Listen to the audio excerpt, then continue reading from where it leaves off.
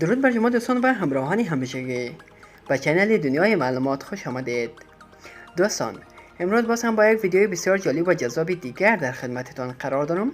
و در این ویدیو طبق درخواست شما خوبان میخواهم در مورد اینکه شما چگونه میتوانید که یک اکانت اینستاگرام بسازید، آن هم بدون استفاده از شماره یا جیمیل. بله دوستان، امروز در این ویدیو برایتان خواهم گفت که شما چگونه میتوانید که با بسیار آسانی یک اکانت اینستاگرام بسازید، آن هم بدون استفاده از شماره تلفن یا همچون جیمیل. خب دوستان، پس تا آخر با ما همراه باشید و ویدیو را تا آخر تماشا نمایید تا در مورد چگونگی ساختن اکانت اینستاگرام بیشتر بدانید.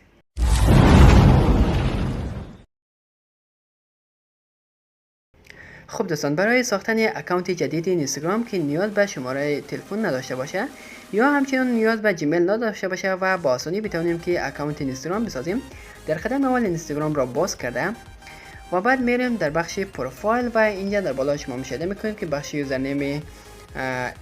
اینستاگرام است، بالاش کلیک کرده و بعد در پایین اینجا شما مشاهده میکنید که آپشن آخری اد اکانت است، بالاش کلیک کرده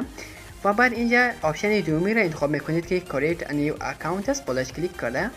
و دوستان برای اینکه شما اکانت جدید بسازید در قدم اول از شما اینجا یوزرنیم میخواد. خب شما یک یوزرنیم را انتخاب میکنید، به طور مثال من اینجا خان محمد نوشته کرده، بعد برایتان اینجا خود اینستاگرام اینجا بخش یوزرنیم را برایتان پیشنهاد خواهد کرد و شما یک از اینها را انتخاب میکنید و بعد بالای آپشن نکست کلیک کرده و اینجا باز هم شما دوستان باید یک پاسورد برای اکانت جدیدتان اینجا وارد کنید. خب من پاسورد وارد میکنم. بعد از اینکه پاسورد وارد کردید بعد بالای آپشن نکست کلیک میکنید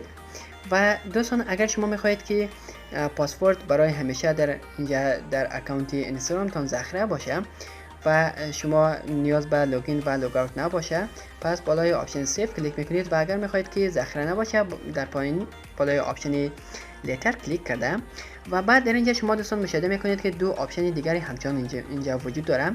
که آپشن اولی به اسم کامپلیت سینگاپ است که اگر شما بالای آپشن اولی کلیک کنید دیگر اینستاگرامتان یعنی اکانت جدیدتان نیاز به جیمیل و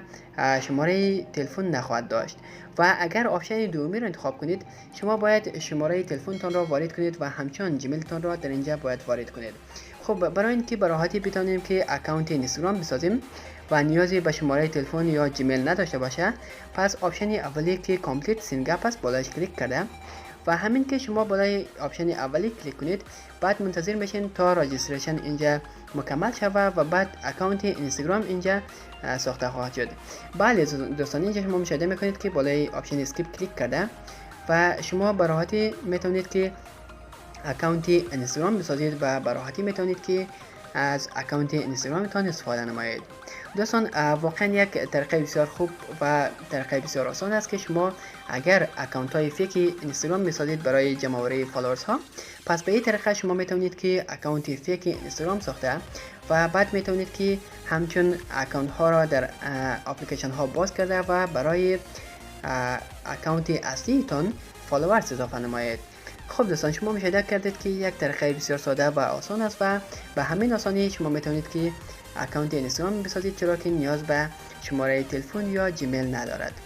خب دوستان، فراموش نکنید که اگر تا به چینل دنیای معلومات رو سابسکرایب نکردید لطفا چینل ما رو سابسکرایب کرده و دکمه زنگوله رو فشار دهید تا از همچنین ویدیوهای جالب و جذاب آینده ما با خبر شوید و همچنین در مورد این ویدیو انتقادات، پیشنهادات و نظراتتان را حتما با ما شریک سازید. لایک و کامنت را فراموش نکنید.